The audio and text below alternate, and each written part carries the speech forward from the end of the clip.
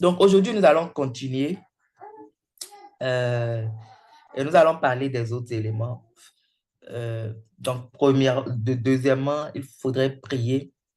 Et je rappelle juste que, en fait, c'est quelque chose que nous donnons à titre indicatif, comme est-ce que je vais parler de Caneva pour nous permettre de méditer la parole de Dieu. Euh, il y a peut-être des éléments qui sont variables en fonction de la direction que le Seigneur donne à chacun. Mais de façon basique, de façon classique, si quelqu'un qui veut apprendre effectivement à méditer, je pense que ces éléments lui seront vraiment profitables. Alors, donc, prier. Alors, lorsque nous venons devant le Seigneur, il faut effectivement que nous prions, que, en tout cas, dans l'optique de la méditation, je suis en train de parler, et que nous demandons au Seigneur d'abord de nous purifier et de nous disposer effectivement alors que nous voulons vraiment rester dans sa présence. La Bible dit que c'est nos péchés qui nous éloignent de l'Éternel, qui cachent la face de l'Éternel. Donc, prions et demandons au Seigneur réellement de nous purifier, de nous pardonner nos péchés, afin que nous soyons à même vraiment de rester en sa présence. Euh, Autre élément, c'est que nous devons prier afin de pouvoir résister à toute pensée de distraction qui nous traverserait alors que nous essayons de nous concentrer dans la présence du Seigneur. Donc, prions aussi et le Seigneur est capable de nous aider à nous concentrer sur lui et sur lui seul, alors que nous sommes venus en sa présence. Et nous avons la capacité d'ordonner à toute pensée, à euh, toute distraction qui envahit nos pensées de se taire. Parce que c'est clair que ces pensées en ces moments précis ne viennent pas du Seigneur. Et nous devons tenir tête et pouvoir les faire taire d'une manière ou d'une autre. Et nous demandons pleinement à l'Esprit de Dieu de prendre contrôle de toutes nos pensées, de tout notre être. Jacques 4, verset 7, que nous connaissons tous, dit, soumettez-vous à Dieu, résistez au diable et il fuira loin de vous. Et c'est consciemment que nous nous soumettons à Dieu, c'est consciemment que nous résistons à Satan, c'est consciemment que nous lui ordonnons de partir et c'est consciemment vraiment que nous cherchons vraiment à nous connecter, à laisser du moins l'Esprit de Dieu prendre le devant de toutes choses. Autre élément qui est important, c'est le fait que nous nous connections à l'Esprit de Dieu en passant du temps effectivement dans l'adoration. Donc, nous ne commençons pas, ne venons pas en présence du Seigneur, commencer vraiment par bavarder, bavarder, parler, parler, parler seulement, non. Mais nous prenons du temps pour le contempler, pour l'adorer.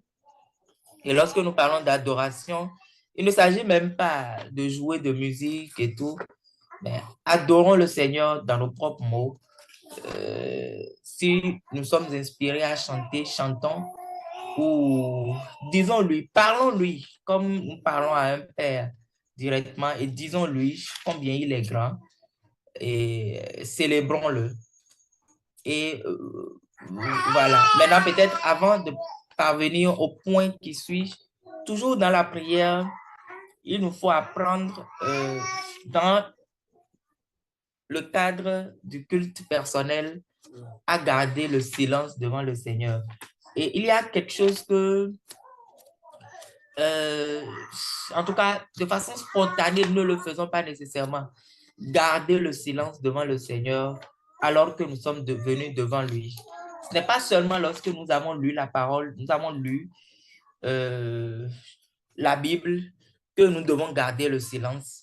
Mais avant même d'avoir ouvert la parole de Dieu, parce que nous sommes en train de parler dans le cadre du culte personnel de façon générale, avant même que nous ayons ouvert la parole, nous ayons ouvert la Bible, le Seigneur peut déjà avoir des choses à nous communiquer. Et si nous ne sommes pas attentifs, si nous ne reconnaissons pas les signaux de l'Esprit pour nous taire et juste contempler le Seigneur, juste recevoir de lui, nous allons peut-être perdre euh, vraiment des choses. Dans Ecclésiaste chapitre 5, le premier verset, la Bible dit, ne te presse pas d'ouvrir la bouche et que ton cœur ne se hâte pas d'exprimer une parole devant Dieu. Car Dieu est au ciel et toi sur la terre. Que tes paroles soient donc peu nombreuses. Et donc, nous ne devons pas, lors de ce culte personnel, faire l'erreur de commencer par parler, bavarder, bavarder, bavarder. Et je pense que pendant le temps que nous passons, nous devons pouvoir moins parler que écouter. En tout cas, avec le temps et plus le temps évolue, nous devons augmenter plus le temps que nous passons silencieux, écoutant le Seigneur, recevant de lui ce qu'il a à nous communiquer, même avant que nous n'ayons ouvert la Bible. Et tout cela, c'est en fonction de la direction que nous recevons du Seigneur. Mais apprenons vraiment à intégrer cela, même dans cette phase de la prière, que ce soit avant, mais aussi après avoir abordé la parole de Dieu. Nous allons revenir sur ça tout de suite. Euh, voilà. J'ai mis des passages ici, donc vous pouvez peut-être relire cela après pour,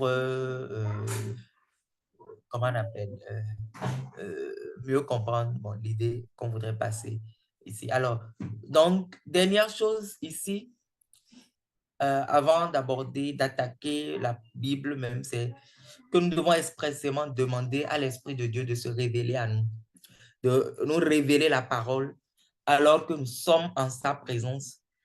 Et nous devons expressément lui demander de nous faire connaître la volonté du Seigneur alors que euh, euh, nous sommes vraiment en sa présence. Et dans la Bible, la parole de Dieu, Dieu a promis que l'Esprit de Dieu nous révélera toutes choses. Dans Jean 14, verset 26, il dit qu'il va envoyer le consolateur, l'Esprit Saint, qui nous enseignera toutes choses et qui nous rappellera toutes choses.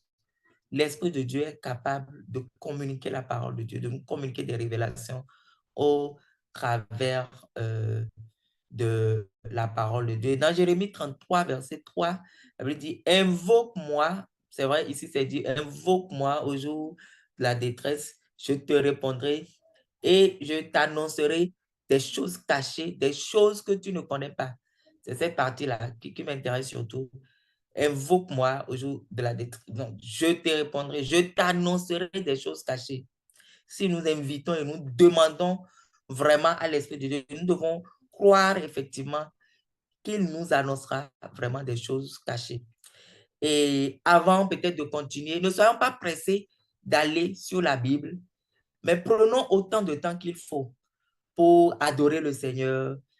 S'il y a peut-être des requêtes, des sujets de prière particuliers qui nous sont venus, prenons le temps d'y passer et prenons surtout le temps, restons calmes, restons silencieux, même si rien ne vient dans notre tête, restons là juste et contemplons la gloire de notre Seigneur, contemplons-le et prenons réellement le temps jusqu'à ce que nous soyons rassurés que nous sommes connectés à l'Esprit de Dieu.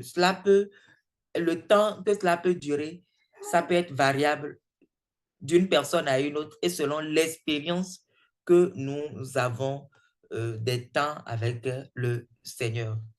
Alors, donc, après cela, supposons que nous sommes connectés à l'Esprit de Dieu, nous commençons maintenant avec la lecture.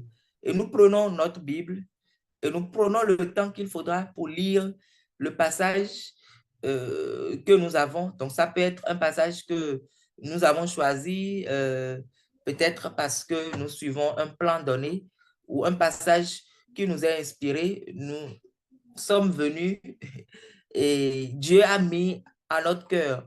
Et cela arrive très souvent. Tu as un plan normal que tu suis, mais tu viens et peut-être l'Esprit de Dieu te communique un test. Et tu ouvres et tu te vois vraiment méditer cela. Et je pense que nous devons avoir cette flexibilité-là parce que euh, l'objectif, ce n'est pas la méditation en soi, mais l'objectif, c'est être connecté à Dieu, c'est laisser le Seigneur nous parler. Donc, si le Seigneur a décidé un jour de nous parler à partir d'un test, alors que nous sommes en train de suivre un programme donné, nous devons être assez flexibles pour arriver à ce que le Seigneur voudrait vraiment que nous étudions. Donc, voilà, ou ça peut être un passage recommandé. Peut-être que nous utilisons un guide et voilà, c'est le texte qui est recommandé pour ce jour. Nous le lisons et nous lisons cela autant de fois que cela peut être nécessaire afin vraiment de pénétrer le texte là profondément. En lisant plusieurs fois, plus nous lisons, plus nous verrons que il y aura des éléments spécifiques qui marqueront notre attention, des points spécifiques sur lesquels le Seigneur voudra que nous attendrons. Nous avons parlé hier des différentes étapes du processus, en fait, de la méditation. Donc, le Seigneur voudra peut-être que nous nous attardions, en fait, nous plongeons nos regards spécifiquement sur un verset ou bien sur une portion qui attirera notre attention. Et nous notons cela, ces choses qui attirent plus notre attention et qui nécessitent que nous nous attardions, nous les notons et nous. Maintenant, l'idéalement, c'est de pouvoir lire si nous en avons la possibilité. Ce n'est pas toujours obligatoire. Dans le cas de la méditation, ce n'est pas toujours obligatoire, mais si nous pouvons, c'est mieux, c'est de lire aussi dans plusieurs versions. Nous pouvons lire, par exemple, tout au moins dans une version classique, mais aussi dans une version dynamique, comme français courant, paroles vivantes, et ainsi de suite. Donc, c'est cela. Si nous en avons la possibilité, ça peut nous aider à voir le texte que nous lisons sur plusieurs aspects. Mais la lecture et la lecture et la lecture et la lecture, c'est important. Et une fois encore, ne soyons pas pressés à commencer par relever des commentaires, des explications, des interprétations. Non. Parce que nous avons dit que notre objectif ici, c'est de laisser le Seigneur se révéler à nous et de nous donner des choses qui vont s'appliquer spécifiquement à notre vie. Donc, prenons le temps qu'il faut, lisons autant que cela serait nécessaire. Et s'il y a des choses qui nous frappent, nous les notons au fur et à mesure. Voilà. Un élément que j'avais oublié lorsque nous parlions de la prière, il se peut que le texte que vous allez lire, c'est peut-être un texte que vous aviez déjà lu plusieurs fois. Et on a le sentiment de déjà vu. Surtout si nous n'abordons pas cela vraiment dans un esprit de prière. Donc, prions aussi afin que le Seigneur enlève ces préjugés, enlève ces idées arrêtées que nous pourrons déjà avoir, ces connaissances que nous pourrons déjà avoir, mais que le Seigneur se révèle à nous à travers ce que nous lisons. Maintenant, l'étape qui suit, c'est l'étape de la réflexion. Donc, réfléchir sur ce que nous avons lu. Donc, j'ai mis méditer, mais autrement dit, c'est réfléchir. Maintenant, ce que nous avons lu. Nous pouvons passer en revue certaines questions, notamment un peu dans l'approche OIA, observation, interprétation, application. Nous allons revenir sur ça rapidement tout à l'heure lorsque nous parlerons de l'étude de la Bible. Mais il y a juste de ces questions, premièrement, donc nous avons observé la parole et tout. Donc, premier élément, c'est que nous voyons quel est le contexte du passage. Euh, le passage, comment est-ce que nous pouvons résumer ce passage en utilisant nos propres mots, en répondant à des questions comme qui, quoi, quand, où, comment, ainsi de suite. Et qu'est-ce que ce passage nous enseigne de façon générale? Qu'est-ce que nous pourrons tirer de cela de façon générale? Quelles sont les leçons que nous pouvons relever et qui peut peut-être s'appliquer à tout et s'appliquer du moins à tout le monde et à tout moment et à n'importe qui? Quelles sont les choses que nous relevons? Maintenant, après cela, c'est qu'est-ce que ce passage nous enseigne personnellement? Et pour avoir les points personnels, c'est surtout en se basant sur les versets ou bien les parties qui ont capté plus votre attention. Vous vous focalisez un peu plus sur cela.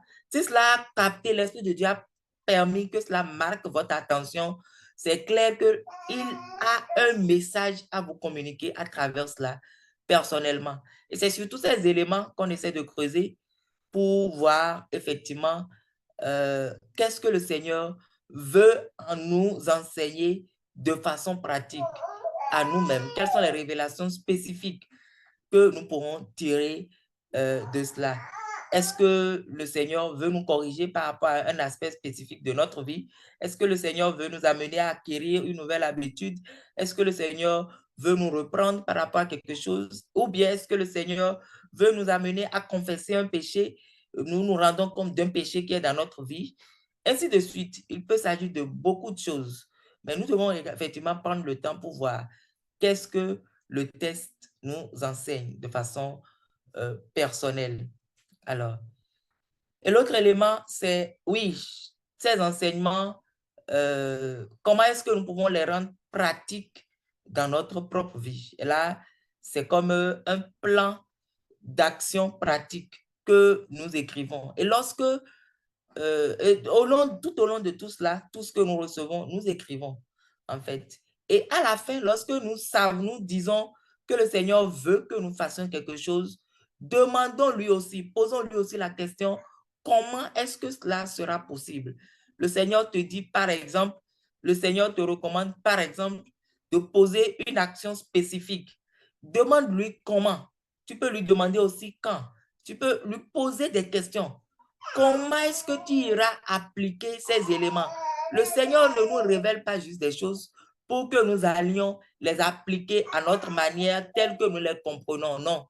Mais vous vous rappelez très bien, lorsque nous parlons du modèle de Jésus-Christ, nous avons dit que le Seigneur Jésus voyait faire le Père. Il n'entendait pas seulement, le Père ne lui donnait pas juste des instructions, mais il allait au-delà des instructions et demandait au Père de lui montrer vraiment comment est-ce qu'il peut mettre en pratique, du moins, comment est-ce qu'il doit faire ces choses-là.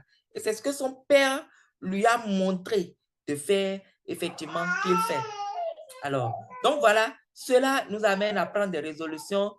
Cela nous amène à voir comment est-ce que nous pouvons faire pour y arriver, les objectifs, quelles sont les stratégies, est-ce qu'il y a des moyens spécifiques, est-ce qu'il y a des actions particulières que nous avons à mener, peut-être appeler quelqu'un pour lui demander pardon par rapport à quelque chose, ou bien communiquer quelque chose particulièrement à quelqu'un, ainsi de suite. Ou bien aller quelque part, ou bien poser un certain pas. Le Seigneur te parle par exemple de la restitution, alors que sur toi, tu as encore beaucoup de choses sur toi qui ne t'appartient pas. Donc, tu te lèves et tu les restitues. Je me rappelle que lorsque j'avais donné ma vie à Christ, toujours hein, en première année, lorsque j'étais encore en première année, lorsque le Seigneur m'a montré clairement que je devais aller restituer certaines choses au collège. Lorsque j'étais au collège, j'aimais beaucoup lire et à la bibliothèque, j'allais à la bibliothèque et très souvent lorsque je venais à la bibliothèque, parce que j'étais tellement fréquent que on ne me demandait même plus de noter les livres que je prenais. Et parfois, je prends, et il y en avait beaucoup qui étaient restés avec moi. Je prends et exprès, ça m'intéresse, je ne retourne plus. Des romans ou bien des livres de culture générale intéressants que j'ai gardés. En première année, après que j'ai donné ma vie au Seigneur, le Seigneur m'a poussé. Personne ne m'a nécessairement forcé à le faire, mais je suis allé retourner dans mon collège. J'ai abordé le bibliothécaire et je lui ai expliqué qu'il y avait vraiment beaucoup de choses, des livres que j'avais gardés par-dessus moi, que je devais les lui remettre. Et je lui ai remis les livres. Et je me suis excusé de l'avoir fait et je suis retourné. Et donc, vous voyez, nous pouvons méditer et le Seigneur va nous communiquer de ces actions particulières que nous devons poser et ne résistons pas. Nous avons parlé au début de l'obéissance, qui est un élément important dans tous ces éléments-là.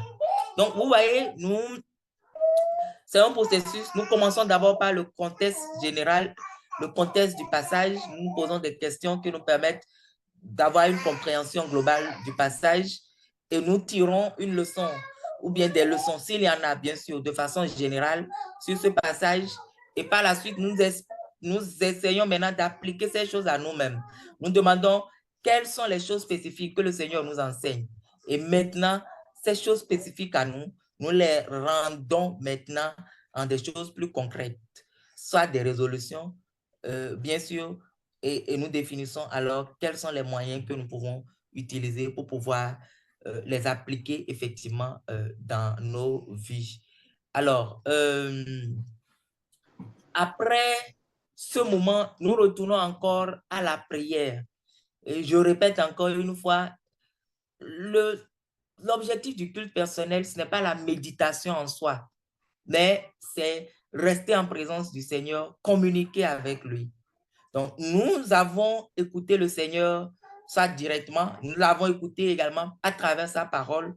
Nous amenons maintenant ces choses que nous avons reçues devant le Seigneur et nous prions vraiment par rapport à cela. S'il y a des résolutions que nous avons été amenés à prendre, nous prions par rapport à ces résolutions-là. Et nous savons que par nous-mêmes, nous pouvons arriver à rien faire. Même la mise en pratique des choses que nous apprenons dans la parole de Dieu, c'est l'Esprit de Dieu qui nous aide à pouvoir le faire. Donc, nous demandons réellement à l'Esprit de Dieu de nous aider à mettre en pratique ces enseignements et ces résolutions que nous avons prises, à respecter ces plans peut-être que nous sommes établis, que le Seigneur nous aide, que l'Esprit, son Esprit nous aide effectivement à mettre toutes ces choses en pratique comme cela se doit.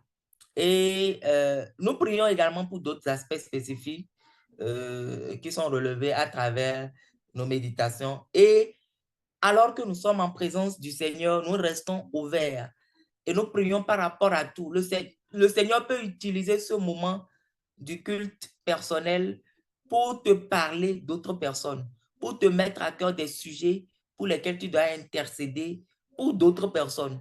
Tu le fais. Et tu peux prier également par rapport à ces choses. Donc, voilà un peu ces éléments et avant peut-être d'évoluer, c'est qu'il faut toujours noter ces choses-là. Alors, donc, parlant de la méditation proprement dite, c'est que la méditation doit être encadrée par la prière et la méditation doit suivre un processus qui doit nous amener à tirer des enseignements, des révélations spécifiques dans le passage que nous avons lu, mais aussi à pouvoir clairement définir comment est-ce que nous mettons ces choses en pratique dans nos propres vies. En fait, une méditation n'est pas complète si cela n'aboutit pas à une application concrète de ce que nous avons reçu devant le Seigneur pour nous-mêmes. Voilà.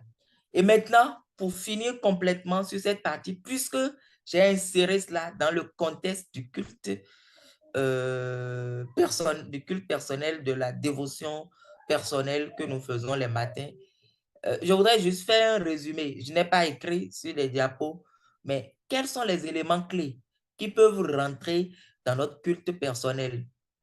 Le culte personnel est un moment, en fait, c'est vrai, nous avons donné un canevas, mais lorsque vous en prenez comment on appelle, l'habitude, il n'y a pas nécessairement un canevas qui va se poser. Mais à la fin, il y a des éléments que vous y retrouverez nécessairement. Premier élément, c'est l'adoration. Deuxième élément, c'est la prière. Troisième élément, c'est l'écoute. Le silence et l'écoute du Seigneur, donc en dehors même de la parole. Et quatrième élément, c'est la parole de Dieu. Le temps que nous passons au contact de la parole de Dieu. Quelqu'un a dit une fois, si nous passons le temps le matin dans le culte personnel et nous n'avons pas touché la parole de Dieu, c'est qu'il y a quelque chose qui a manqué. Et si un élément manque dans ces différentes choses, ces 4 éléments que j'ai cités maintenant, c'est quand, d'une manière ou d'une autre, le temps de culte personnel que nous avons passé est incomplète d'une manière ou d'une autre. Nous devons avoir le temps pour adorer le Seigneur, pour prier, pour lire et méditer la parole de Dieu. Et nous devons aussi avoir le temps pour rester en silence devant le Seigneur pour qu'il nous communique peut-être d'autres choses qui ne sont même pas liées à la méditation que nous avons faite.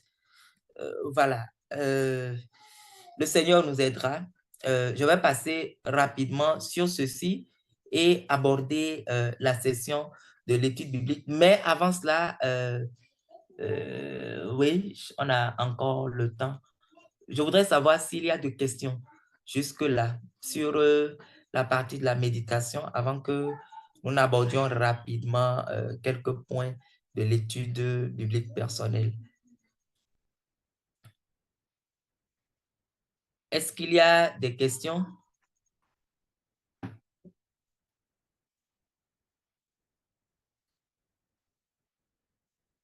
Tout le S'il vous monde plaît, a... docteur, j'aimerais poser une question.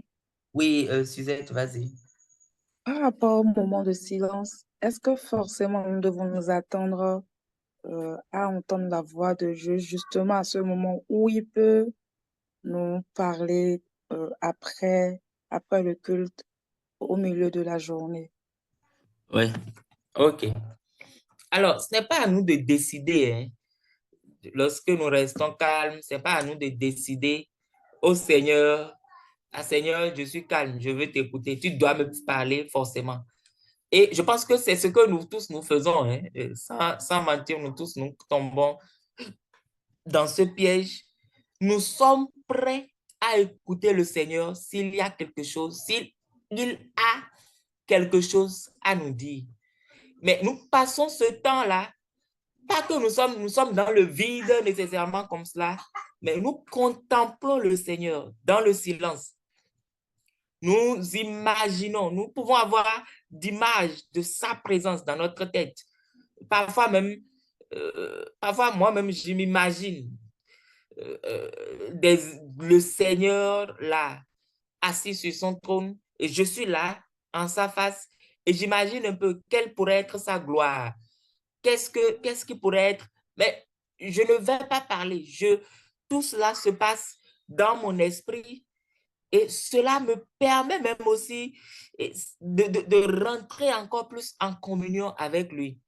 Et même si, au bout de ce temps de silence, tu es convaincu que tu dois évoluer, à un moment donné, tu dis, OK, je vais continuer, même si tu n'as rien entendu de façon claire, il n'y a pas de problème. Ce n'est pas une perte de temps.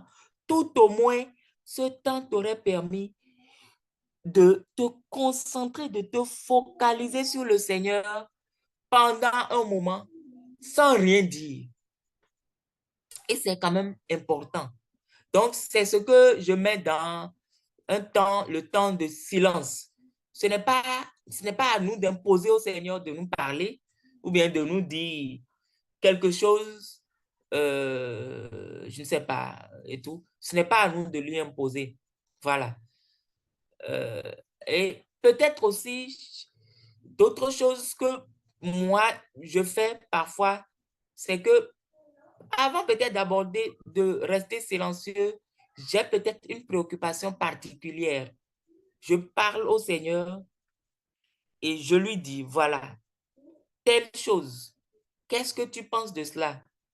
Quel est ton avis sur cela? Et je me tais et je vais rester vraiment assez free, assez libre. Si le Seigneur veut me donner une réponse là, il n'y a pas de problème. Si dans la journée, c'est dans la journée que le Seigneur veut me communiquer une réponse particulière aussi, il n'y a pas de problème. Même si le Seigneur, je ne sens aucune réponse concrète sur la place, sur le champ du moins, ce n'est pas grave. Mais je m'entraîne à cette écoute. intentionnel du Seigneur, à cette attente devant le Seigneur pour pouvoir l'écouter, pour qu'il puisse nous parler, tel que Ecclésiaste chapitre 5, le verset 1 a dit. Donc voilà, c'est un peu ce que j'y mets. Voilà, merci. Je ne sais pas si c'est bon. Oui, c'est bon, merci. Oui, est-ce qu'il y a peut-être d'autres questions avant qu'on évolue?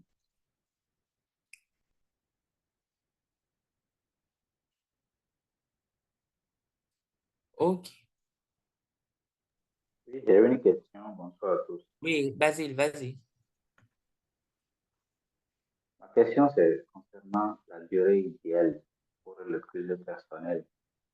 Ok. Euh, La durée idéale pour le culte personnel, c'est ça? oui, on a choisi le matin, donc le moment idéal, un endroit, oui. Et donc, tel que décrit, voilà, on Ok, peut faire tout cela en 1 minute. d'accord. Ok. En fait, pour moi, euh, il n'y a pas de durée idéale. Je pense que ça dépend de l'habitude de chacun et de la soif de chacun. Et je peux vous dire que jamais on n'est fatigué de ce temps-là. Dire que j'en ai assez fait, en tout cas, je ne pense pas qu'on peut se dire qu'on en a déjà assez fait et on est satisfait, non. Pour moi, il ne s'agit pas de mettre une durée par rapport à ça et de dire que je dois passer 3 heures et même si les 3 heures ne sont pas finies, on continue de chercher, chercher, chercher, chercher. Non. Mais c'est une question d'habitude, c'est une question d'expérience et c'est une question de soif. Tu peux faire 30 minutes, dépendamment de ton niveau, comme tu peux passer 1 heure, comme tu peux rester là pendant 2 heures. C'est variable. Mais je pense quand même, pour quelqu'un qui atteint un certain niveau dans sa vie spirituelle, quelqu'un qui n'est plus censé être un bébé spirituel, ne devons pas nous contenter de 15-30 minutes. Non. Faisons tout, peut-être pour qu'au minimum, nous ayons 1 heure, peut-être même plus. Parfois, bon, vous pouvez aller même jusqu'à 1h30, voire 2 heures. D'habitude, moi, je fais entre 1 heure, en tout cas actuellement, je vais dire 1 heure, 1h30, parfois un peu plus, parfois vers 2 heures, selon l'espace de disponibilité que j'ai, en fait, pendant ce temps. Et parfois, tu te vois coupé, pas nécessairement parce que tu es satisfait, tu as fait tout ce que tu dois faire, mais bon, tu te dis, OK, je vais continuer après. Je ne suis pas encore totalement satisfait, mais je vais quand même continuer après. Parce que de toute façon, j'ai d'autres obligations, je dois aller au boulot et tout, et tout, et tout. Donc voilà. Et la dernière fois, j'avais précisé quelque chose. Lorsqu'on a parlé de l'expérience de Jésus-Christ, du modèle de Jésus-Christ, j'avais dit qu'en fait, nous devons viser vraiment grandir dans ce temps. Alors, plus nous grandissons, et je sais que vous l'aurez constaté, surtout ceux qui sont devenus professionnels parmi nous déjà, plus vous avancez, moins vous avez le temps. Plus vous avancez, plus il y aura des préoccupations. Vous êtes célibataire peut-être maintenant, demain vous serez marié, après demain vous aurez des enfants et tout cela, c'est aussi du temps que ça doit prendre. Et vous devez consacrer le temps utile qu'il faut à ces éléments. Vous êtes au boulot, vos responsabilités continueront à augmenter plus les années avancent. Donc, vous aurez de moins en moins le temps. Mais malgré cela, vous devez apprendre à créer plus de temps pour rester en présence du Seigneur, à commencer par le matin. La dernière fois, je partageais ma propre expérience. j'ai dit que moi, actuellement, ma lutte, c'est en tout cas, j'essaie de me lever autour de 5 heures jusqu'à 5h30 la plupart du temps. Mais je ne suis pas satisfait là où j'en suis. Par exemple, par rapport à ce temps. Mon objectif actuellement, c'est me stabiliser, en tout cas atteindre une certaine stabilité au niveau en tout cas autour de 5 heures. Mais je veux avancer. La dernière fois, j'ai dit que mon désir, c'est que d'ici un an, je puisse parvenir à 4 heures, pouvoir me lever à 4 heures pour pouvoir avoir assez de temps qu'il faut pour pouvoir consacrer en sa présence, dans la présence du Seigneur. Dans la présence du Seigneur, on ne peut pas s'ennuyer. Il y a toujours des éléments que nous pourrons acquérir au fur et à mesure. Donc voilà, nous devons désirer grandir dans ce temps. Et alors que nous avons des occupations, il y a des choses sur lesquelles nous ne pouvons plus grignoter. Je dois aller au boulot à 8 heures. Je ne peux pas dire OK parce que je veux plus de temps pour ma méditation. Je dois attendre peut-être jusqu'à 8h30, 9 heures. Bon, bien que je le confesse, parfois, je me retrouve à être en retard, bon, parce que je passe plus de temps. Mais normalement, nous devons être quand même aussi sages. Nous devons être aussi sages. Je ne peux pas empiéter sur d'autres responsabilités utiles que le Seigneur m'a confiées parce que je veux passer plus de temps dans la présence du Seigneur. Chaque chose a son temps. Donc, ainsi, je me retrouve alors dans l'obligation, si je dois créer plus de temps, d'en créer plus avant, plus tôt. Donc, si je dois chercher à évoluer, c'est que je dois chercher à me réveiller plus tôt. Au fur et à mesure que le temps avance, je dois chercher, je dois m'efforcer avec l'aide de l'Esprit de Dieu à me réveiller plus tôt, plus tôt, plus tôt, plus tôt et gagner en temps. Euh, euh, Lorsque vous lisez les livres sur, en tout cas, qui parlent du temps personnel avec le Seigneur, en tout cas, lorsque vous lisez les histoires des hommes de Dieu, des grands hommes qui ont eu d'impact, vous allez voir, la plupart se stabilisent autour de 4 heures. 4 heures, certains peut-être un peu plus tôt. Voilà, ainsi de suite. Et des gens se disent, voilà, idéalement, c'est qu'il faut passer le temps, au moins le temps entre 4 heures et 6 heures dans la présence du Seigneur. Ainsi de suite. Donc, ça va dépendre de notre habitude et ça va dépendre aussi de notre soif. Donc, en résumé, nous n'avons pas un temps, une durée précise qu'on va dire, ah, si tu ne fais pas cette durée-là, c'est que en fait, tu n'as pas réussi. Mais c'est chacun qui, en fonction de sa soif, s'efforce à passer le plus de temps qui lui est nécessaire en présence du Seigneur. Voilà ce que je peux répondre à cette question. J'espère que euh, la réponse a été satisfaisante. Basile, à moins qu'il y ait d'autres personnes qui veulent ajouter autre chose, hein. C'est aussi possible.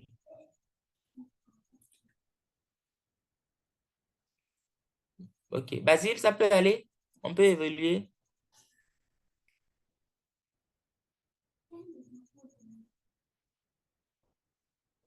OK. Donc, on va évoluer.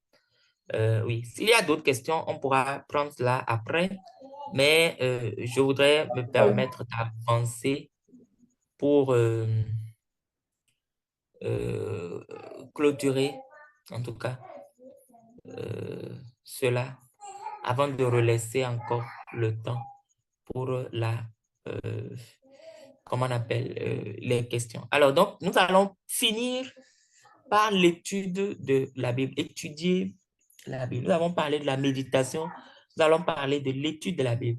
Nous aurons pu parler de l'étude avant de parler de la méditation, mais c'est parce que j'avais voulu vraiment que nous comprenions au-delà de la méditation le contexte de culte personnel et que chacun, effectivement, puisse s'y engager. Je considère quand même cela comme très important pour notre vie, pour notre croissance spirituelle. C'est pourquoi j'en ai parlé. Mais l'étude de la Bible ne demeure pas moins importante du moins pour notre ancrage dans la foi chrétienne. Alors, nous avons déjà vu ce test la semaine dernière de Timothée 3, les versets 16 à 17, qui disent: toute écriture est inspirée de Dieu et utile pour enseigner, pour convaincre, pour corriger, pour instruire dans la justice, afin que l'homme de Dieu soit accompli et propre à toute bonne œuvre. Alors, pour que l'écriture puisse accomplir ces différentes fonctions que nous avons vues, enseigner, convaincre, corriger, instruire dans la justice, pour que l'écriture puisse accomplir ces différentes fonctions, il faut plus que la lecture. Il faut plus que, comment on appelle, le contact avec la parole de Dieu pendant le temps que nous passons, en fait, lors de nos cultes personnels. Il faut, au-delà des cultes, du culte personnel, que nous continuions encore à creuser. Alors, malheureusement, l'étude de la Bible est une discipline qui est négligée, surtout dans les églises charismatiques. De la même manière que dans les églises qui ne sont pas charismatiques, les églises évangéliques, mais bon, qui, excusez-moi, hein, qui ont d'autres conceptions, de la même manière que on n'insiste pas trop nécessairement sur l'habitude de la méditation, sur le culte personnel, parce que les gens vont raisonner et vont te dire non, c'est en fonction de tes disponibilités qu'il faut, on n'a pas nécessairement besoin de méditer et tout. Alors que, et j'ouvre encore cette parenthèse, ceux qui le disent là, je ne vais pas donner de nom, allez voir leur vie. Comment est-ce qu'ils sont disciplinés chaque matin à rencontrer le Seigneur? Je sais de quoi je parle parce que je connais de ces gens et Dieu me donne la grâce de lire sur leur vie, comment eux-mêmes ils s'appliquent, mais d'entendre aussi ce qu'ils disent. Donc, il y a des gens qui vont prouver par des raisonnements que, OK, la méditation, telle qu'on le dit, c'est trop fanatique et tout. Et l'important, c'est l'étude de la parole de Dieu, l'étude à la volée et tout. Mais ceux qui ont fait de l'expérience avec le Seigneur savent la place prépondérante du culte personnel, de la dévotion en présence du Seigneur. Ils le savent. Et ça, c'est indiscutable. Même si un passage de la Bible n'a dit, chrétien, tu dois faire un culte personnel chaque matin, tout le monde sait par expérience que c'est indispensable. Donc, je disais que de la même manière que ceux qui ne sont pas charismatiques négligent la méditation, de cette même manière, dans la plupart du temps, dans nos églises charismatiques, on n'apporte pas beaucoup de place à l'étude. Parce que quoi? On est plus focalisé sur les expériences, on est plus focalisé sur le Seigneur m'a dit, le Seigneur m'a révélé.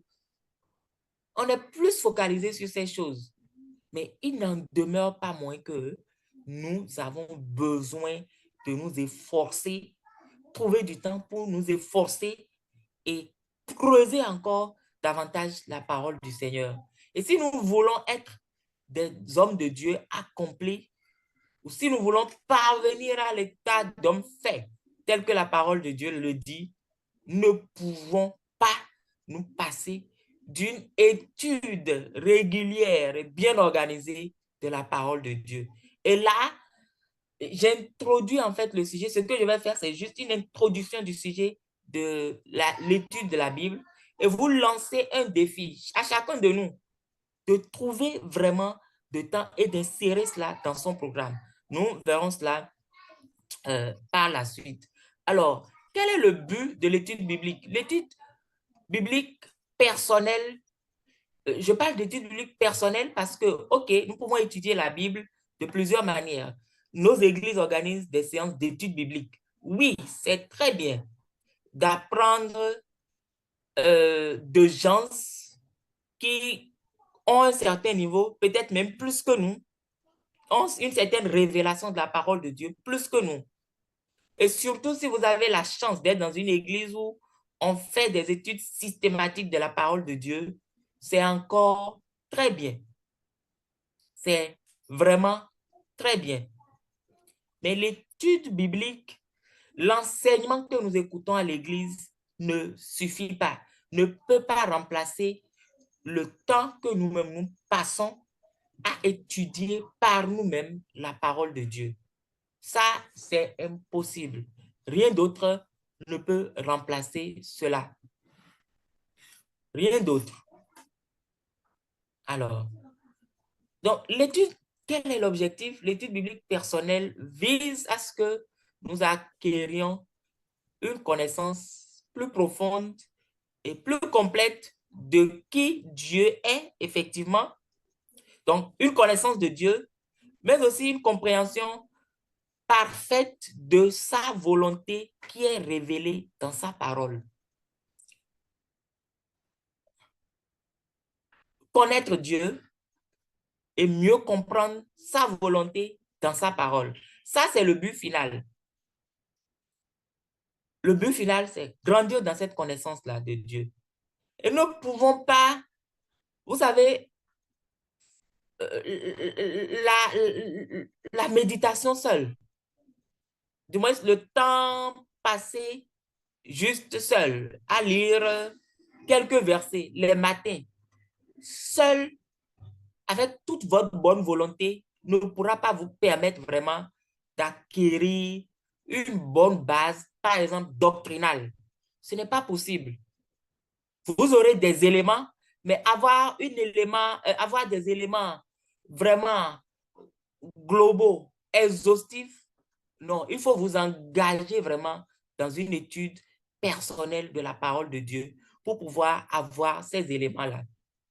Alors, il y a des choses pour lesquelles nous disons que nous demandons la volonté de Dieu, pour lesquelles nous n'avons même pas à demander la volonté de Dieu. Cette volonté se trouve déjà dans la parole. Mais si nous ne connaissons pas la parole de Dieu, nous ne pourrons pas le savoir. Il y a MacArthur qui a écrit un livre, je l'avais lu, ça fait quelques années. C'est vrai, je ne suis pas totalement d'accord avec tout ce qui est dedans, mais c'est quand même un bon livre à lire, pourquoi pas. Avec un esprit ouvert, bon, c'est quand même très bien à lire. C'est un livre qui est, je pense, le titre, c'est J'ai trouvé la volonté de Dieu, quelque chose comme cela.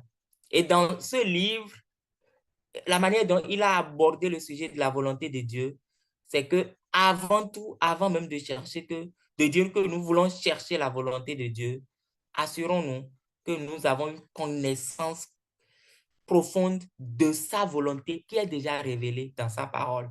Et vous savez, pour avoir ceci, rien d'autre ne peut nous permettre d'acquérir ça. Ça, je peux vous le dire. Rien d'autre ne peut vous permettre d'acquérir cette connaissance-là si ce n'est l'étude. Et il y a Vernon McGee qui a dit, Dieu ne nous communiquera jamais des connaissances que nous-mêmes devons découvrir par l'étude personnelle de la parole de Dieu.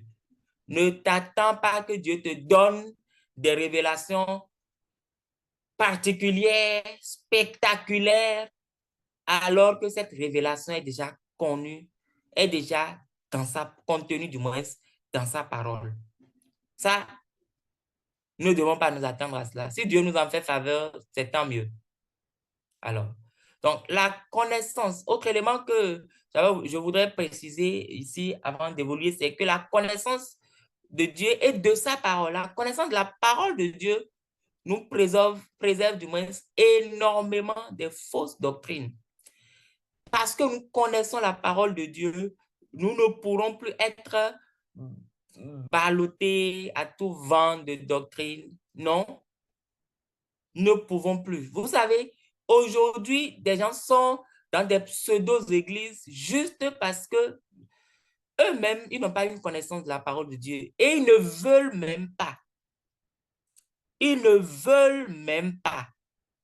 Ils ne veulent même pas. Lorsque je vois des gens aujourd'hui qui écoutent certains hommes et tout, c'est un peu, ça me dérange. Parce que je me dis, mais la Bible a perdu sa place. Et maintenant, c'est l'adoration des hommes qui a pris la place. Mais il suffirait que ces personnes se détournent et aillent effectivement, comme les chrétiens de Béret le faisaient dans Actes chapitre 17, le verset 11, aillent et vérifier dans la parole de Dieu. Ce qu'on me dit là, est-ce que c'est vrai? Et je vous dis, si vous avez une habitude d'étude personnelle de la parole de Dieu, il vous sera très facile de détecter le vrai du faux. Et nous avons encore plus besoin de cette capacité aujourd'hui de discerner le vrai du faux parce que nous sommes dans les derniers temps. Et Paul a dit à Timothée que dans les derniers temps, oh, les gens ne voudront plus entendre la vérité. Et ils voudront qu'on leur caresse les oreilles. Et pour cela, ils vont se donner des foules de docteurs. Ah. Et comment est-ce que nous pourrons résister à cela si nous-mêmes, nous ne prenons pas consciemment de temps, nous ne consacrons pas consciemment de temps dans la parole du Seigneur. Alors, je vais lire cela. 1 Timothée 4, verset 1er, du verset 1er. L'Esprit dit expressément que dans les derniers temps, quelques-uns se détourneront de la foi et s'attacheront à des esprits séducteurs et à des doctrines de démons. Bon, ce n'est pas cela que je voulais, mais c'est quand même aussi une exhortation qui est importante. Je sais que c'est dans Timothée. Bon, si je retrouve, après, on pourra voir. Mais vous pouvez aussi lire ceci-là jusqu'au verset 8, par exemple, jusqu'au verset 7 ou 8. Vous pouvez aussi le lire. Alors, donc, voilà, je ne retrouve pas. Bon, je vais laisser. Je sais que peut-être si quelqu'un trouve, la personne peut écrire. Il n'y a pas de problème. Alors, OK. Donc, OK, c'est bien sûr, c'est plutôt 2 Timothée, chapitre 4. Alors, à partir du verset 2, je lis, prêche la parole, insiste en temps et hors de temps, reprend, censure, exhorte en toute patience et en instruisant, car il viendra un temps où les hommes ne souffriront point la sainte doctrine, mais où, désireux d'entendre des choses agréables, ils s'amasseront des docteurs selon leur convoitise et fermeront l'oreille à la vérité et se tourneront vers des fables. Mais toi, mon frère, mais toi, ma soeur, sois vigilant en toutes choses, endure les afflictions, fais l'œuvre d'un évangéliste, remplis complètement ton ministère. Soyons vigilants. Nous sommes dans ces temps-là. Et pour pouvoir être sûrs de la nourriture que nous prenons, c'est que nous nous tournons vers la parole de Dieu pour l'étudier par nous-mêmes sous le contrôle de l'Esprit de Dieu. C'est important. Votre pasteur peut être le plus, comment on appelle, le plus versé dans la parole de Dieu. Ça ne vous préserve pas de l'étude personnelle de la parole de Dieu. Que le Seigneur aide vraiment chacun à intégrer cela. Alors, je vais avancer. Alors, avant de continuer, juste, alors, l'étude de la Bible, contrairement à la méditation, qui ne fait pas appel à d'autres livres extérieurs. Si nous voulons étudier la Bible, nous avons besoin d'autres outils extérieurs. Nous avons certes besoin de la Bible et si possible même plusieurs versions. Ça nous aidera, bien sûr. Et les Bibles d'études aussi, nous pouvons les avoir. Ça nous aidera.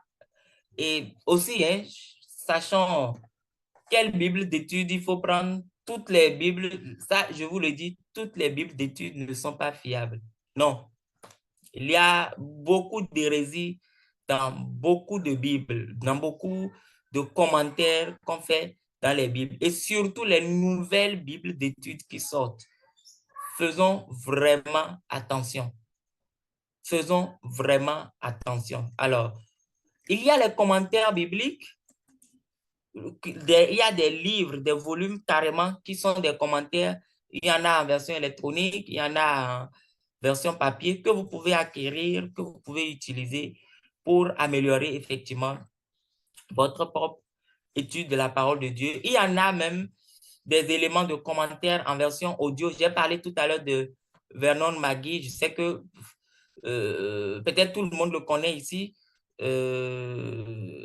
quelqu'un qui a fait une série d'études de tous les livres de la Bible et dans une émission qu'on appelle À travers la Bible. Bon, c'est en anglais, mais ça a été traduit aussi dans plusieurs langues, même en français, même en fond aussi, ça existe.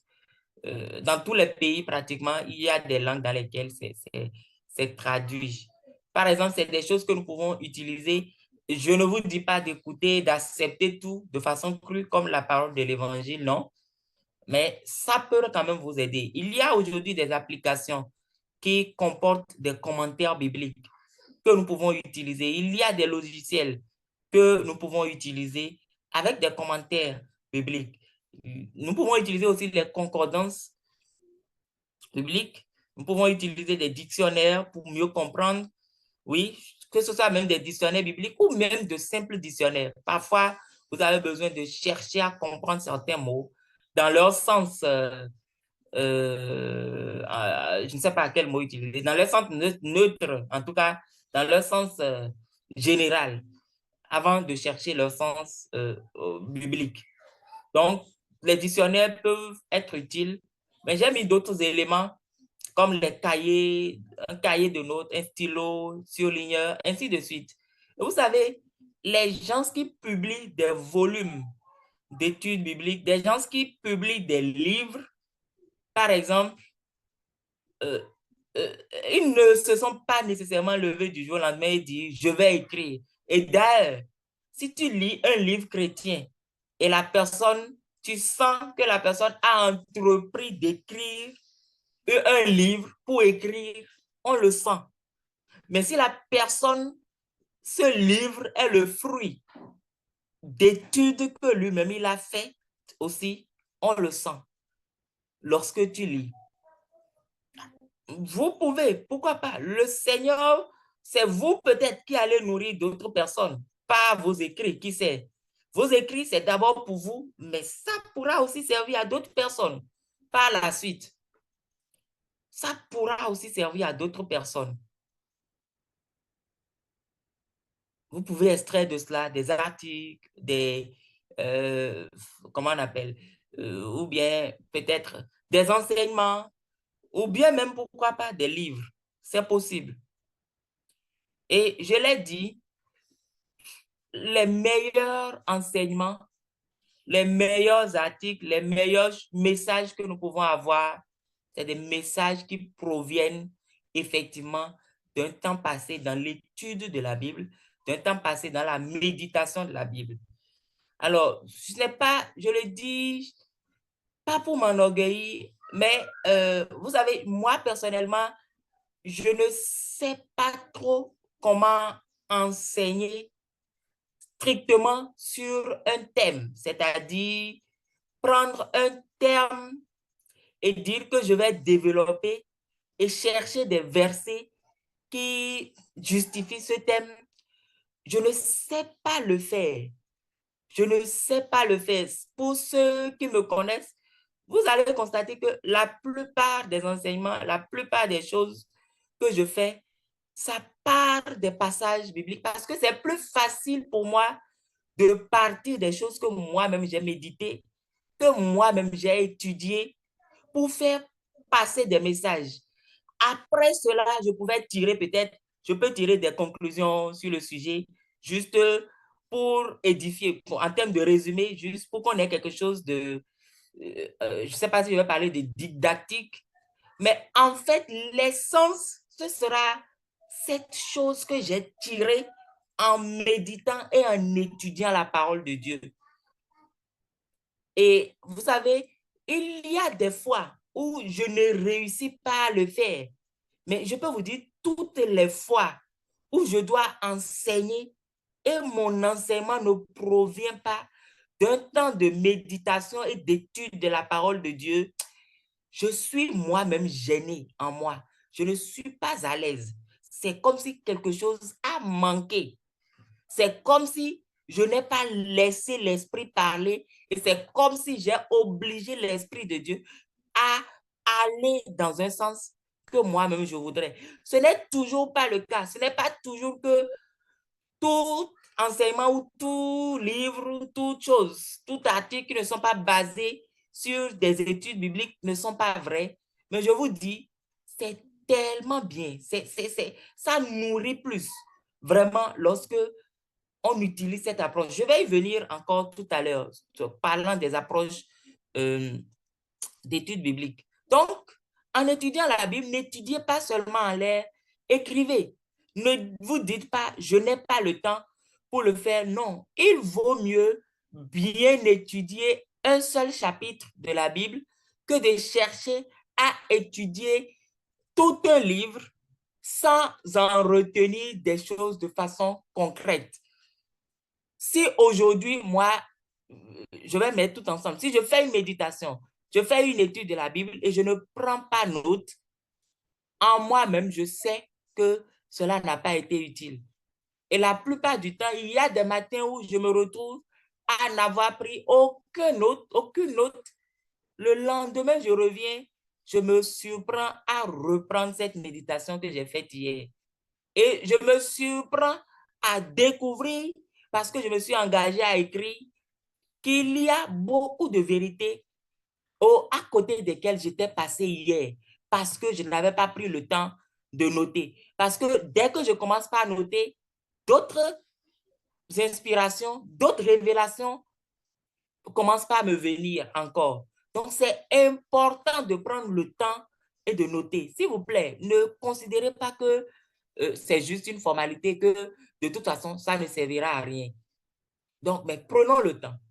Alors, pour avancer encore un peu, dans l'exercice de l'étude, nous avons deux acteurs qui interviennent et qui se complètent.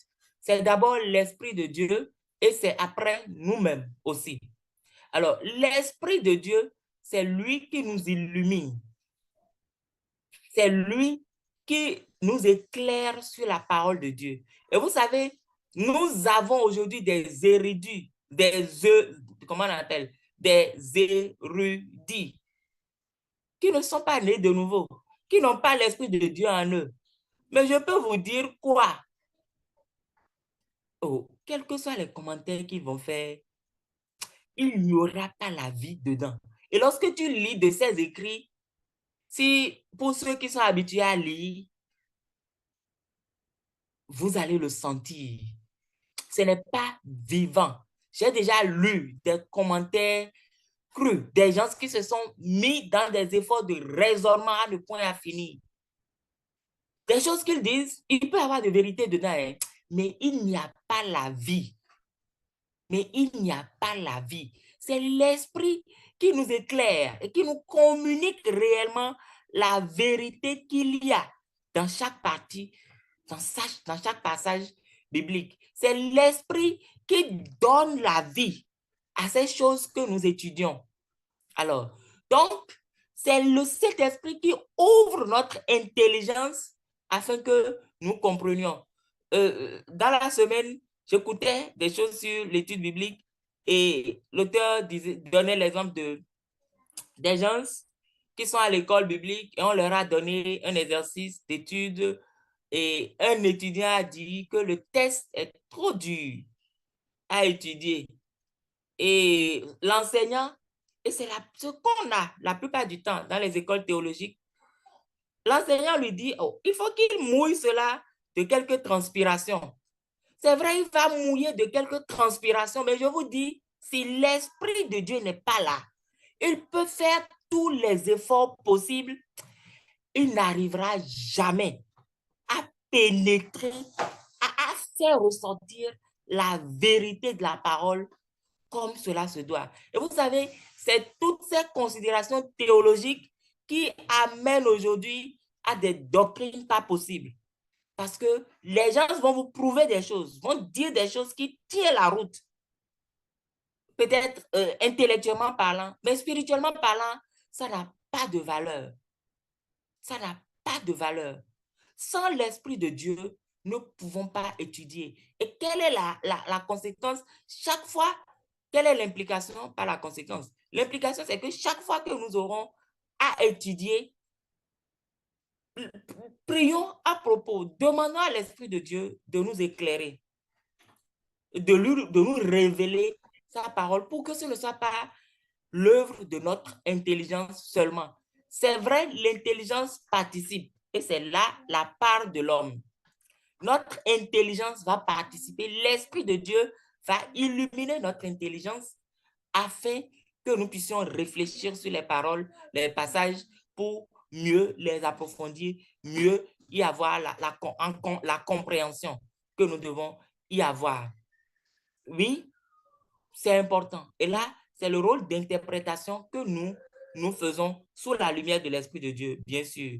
Alors, et dans 2 Pierre 1, le verset 5, je l'ai relevé ici dans la version Darby, il est dit, pour cette même raison aussi, y apportant tout empressement, joignez à votre foi la vertu et à la vertu la connaissance. Dans la version Louis II, c'est dit, faites tous vos efforts pour joindre à la foi la vertu, à la vertu la science, la connaissance, la science. Et lorsqu'on parle de connaissance, ce n'est pas une connaissance en l'air, c'est la connaissance de Dieu. Et là, qui parle de connaissance de Dieu, parle de connaissance de sa parole. Et nous devons faire d'efforts pour connaître la parole de Dieu. C'est important. Nous devons nous discipliner pour y arriver. Donc, il y a notre part, il y a la part de l'Esprit de Dieu. L'Esprit de Dieu ne viendra pas mettre des compréhensions en nous, juste en l'air comme cela, non. Mais il faudrait parfois que nous puissions, du moins, faire d'efforts, passer du temps, prier, prier sur des passages qui nous seront peut-être même très durs. Prier sur cela. Et le Seigneur va se révéler à nous au fur et à mesure. Alors, voilà. Il y a toujours Vernon McGee qui a relevé 5 éléments. Il a parlé de conseils, mais je pense que ce sont des principes. C'est vrai que tout cru, bon, certains éléments de ces principes peuvent prêter à confusion, mais je pense quand même que c'est important, je partage avec vous.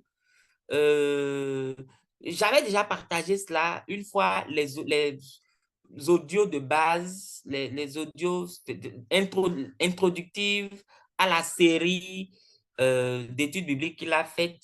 C'est 10, en français, dans la version française, c'est 10 en 10 émissions. Je pense que j'avais partagé ça déjà au moins une fois à des gens.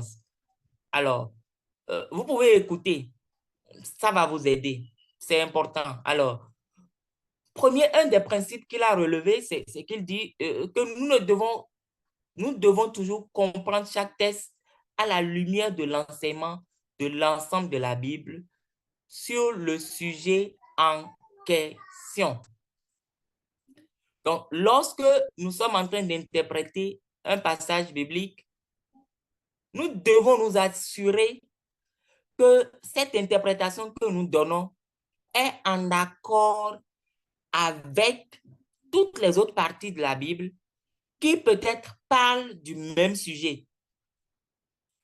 Et nous ne pouvons pas interpréter un passage isolément.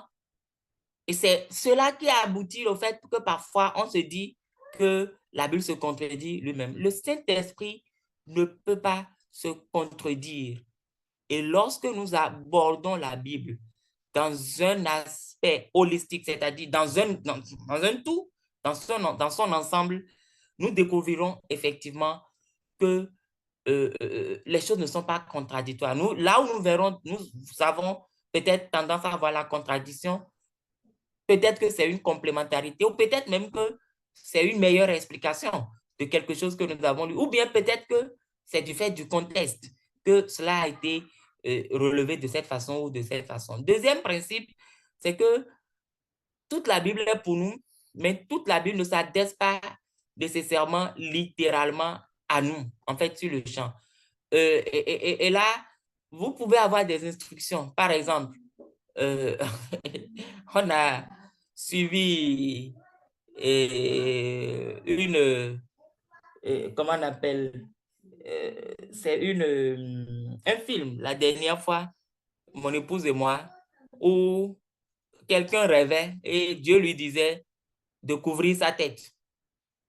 Couvrir sa tête. Et il ne faisait qu'acheter les foulards ou bien les couvre-têtes. Et finalement, elle a découvert que c'est tout autre chose que Dieu voulait lui dire. Alors, nous pouvons lire des choses. Cela ne voudra pas dire que nous devons le faire nécessairement.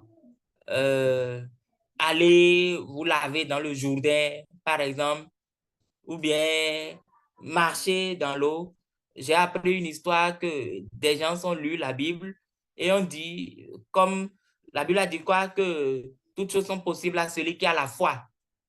Que Dieu a dit à, comment on appelle, euh, oui, c'est Josué, non, de rentrer dans le Jourdain et que Dieu sait, comment on appelle, Dieu, Dieu a fait pour que le Jourdain s'assèche et qu'il passe. Que Dieu leur a donné aussi cette autorité. Et ils se sont plongés dans un fleuve. Je ne sais plus quel nombre de personnes. J'ai lu ça dans l'un des livres que je lisais, je ne me rappelle même plus. Et ils sont rentrés dedans. Ah, le fleuve va s'ouvrir, le fleuve va s'ouvrir. Finalement, là, ils se sont engloutis dans le fleuve et ils sont morts dans le fleuve comme cela. Donc, tout n'est pas nécessairement à prendre littéralement, mais sachons que de toute façon, toutes les parties de la Bible, sans exception, peuvent porter des leçons qui peuvent nous servir dans notre vie, même si nous n'avons pas à les appliquer littéralement, mot pour mot. Alors, troisième élément qui a été relevé, c'est le fait que nous devons toujours comprendre un verset à la lumière de son contexte, en lisant ce qui précède et ce qui suit. C'est bien d'avoir des versets et tout, mais nous ne pouvons pas sortir un verset de son contexte. Ce n'est pas possible. Pour mieux comprendre, en fait, dans l'optique de l'étude biblique, Dieu peut te communiquer quelque chose, hein, une révélation personnelle, à l'aide d'un verset. Ça, c'est possible. Mais dans l'optique de la perception du message de la parole de Dieu, nous ne pouvons pas étudier un verset isolément sans le mettre dans son contexte. C'est important. C'est important. Nous devons le faire. Et on a déjà entendu des choses, des messages qui se basent sur un ou deux versets. Et lorsque tu lis tout le chapitre, les versets qui précèdent, les versets qui suivent, tu vois vraiment que, en fait, c'est de n'importe quoi ce qu'on a enseigné.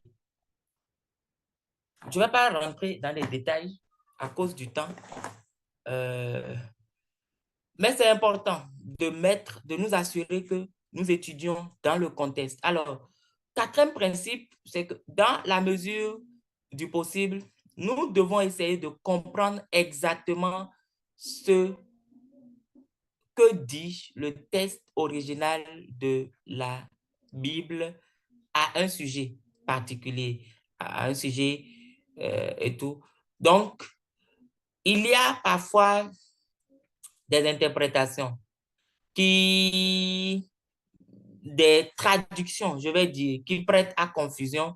Parfois, nous voulons comprendre, est-ce que c'est vraiment cela que le texte original voulait dire? Et cela nous amène à faire recours à d'autres outils, comme nous l'avons dit tout à l'heure, les commentaires, les dictionnaires et d'autres choses pour pouvoir mieux comprendre. Et aujourd'hui, vous avez les Bibles Strong. Vous n'avez même plus besoin d'acheter une Bible avec Strong. Vous avez l'application, des applications. Il y a une application que j'utilise souvent. Je pense que j'avais partagé je pense que j'ai partagé avec tout le monde ici. Bon, peut-être que je peux repartager. La Bible Strong, vous avez la possibilité d'avoir la Bible avec les correspondances dans les textes originaux. Et lorsque vous êtes en train d'étudier, vous venez à un niveau, vous pouvez cliquer sur un mot et voir vraiment quelle est l'étymologie de ce mot et quels sont les autres synonymes que ce mot peut avoir. Quelle est l'explication qu'on peut donner à ce mot? Bref, c'est important de faire recourir, dans la mesure du possible, d'essayer au maximum de comprendre le texte tel que la version originale l'aurait dit.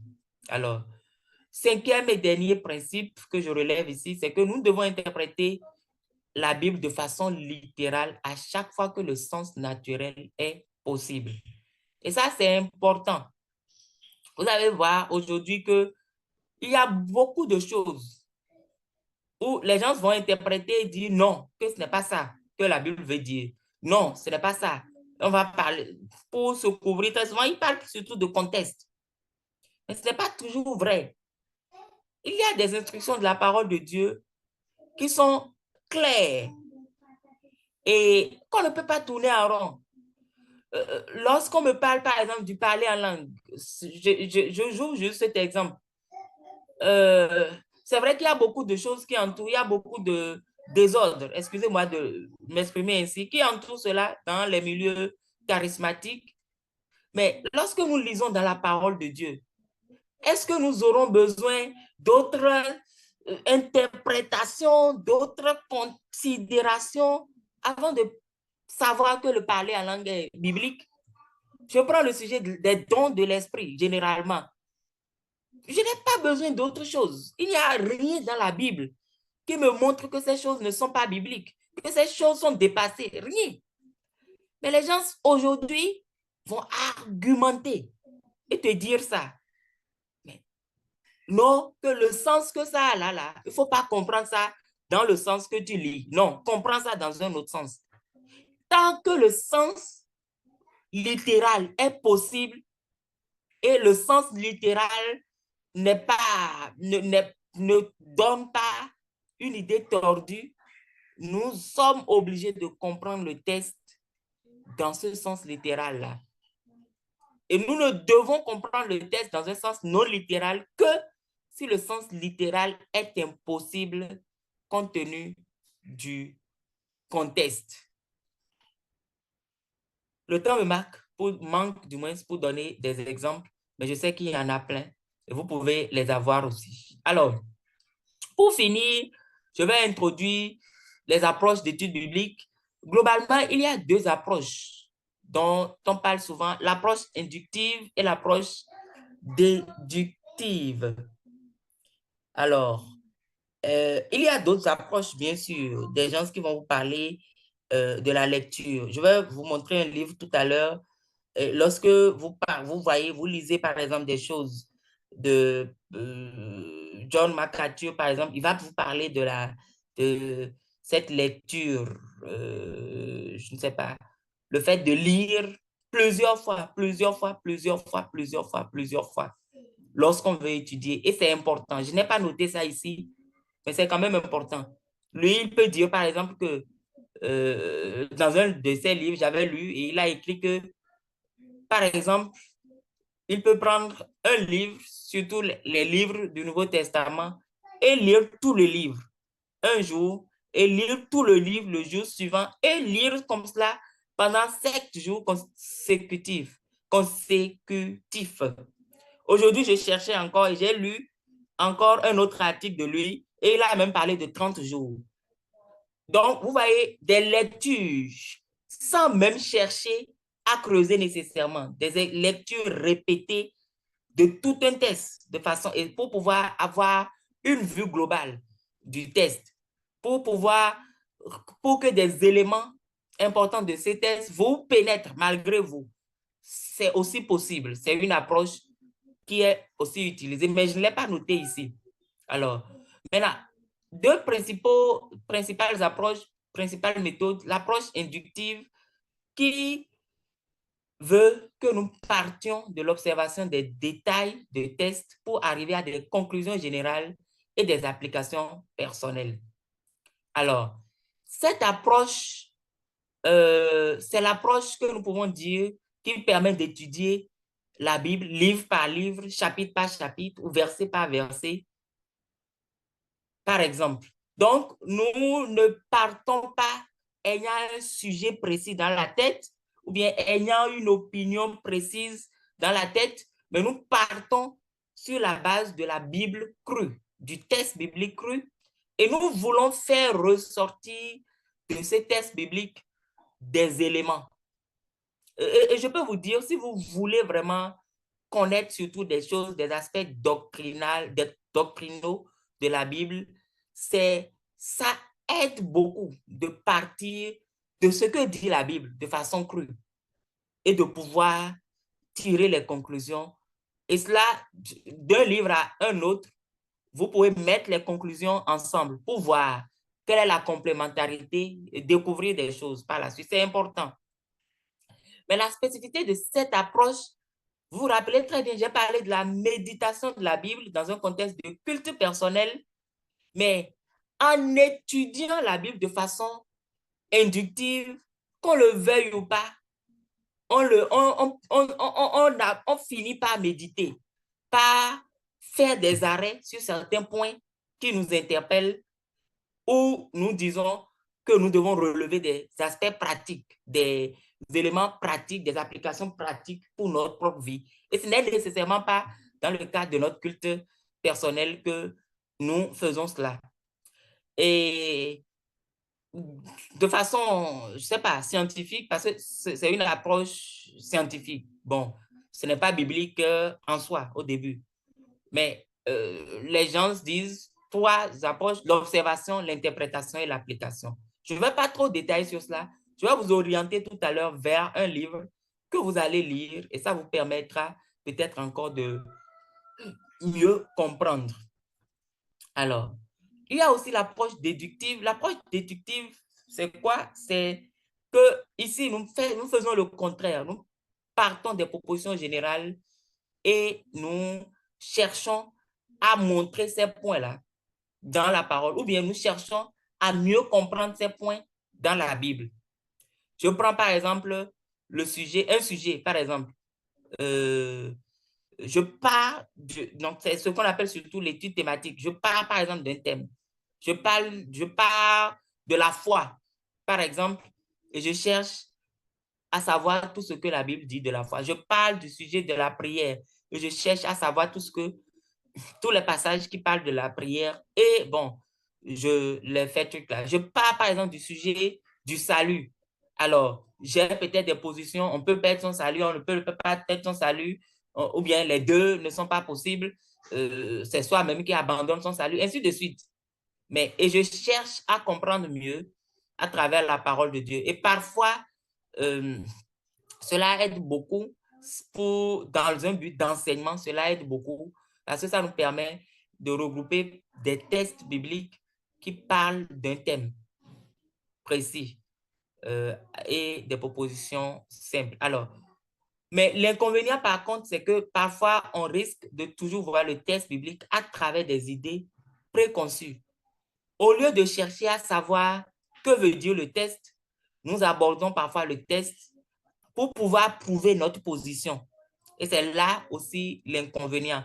C'est une approche qui peut être utilisée, mais faisons attention lorsque nous l'utilisons. Et beaucoup de gens, et je peux vous dire que dans les milieux charismatiques, c'est cette approche malheureusement qui prédomine. Malheureusement, avec ses revers. Et donc, faisons vraiment attention. L'approche qui nous aidera vraiment plus, c'est une approche inductive. Prenez chaque livre, livre par livre, chapitre par chapitre, verset par verset. Cherchez à savoir qu'est-ce que cela veut dire.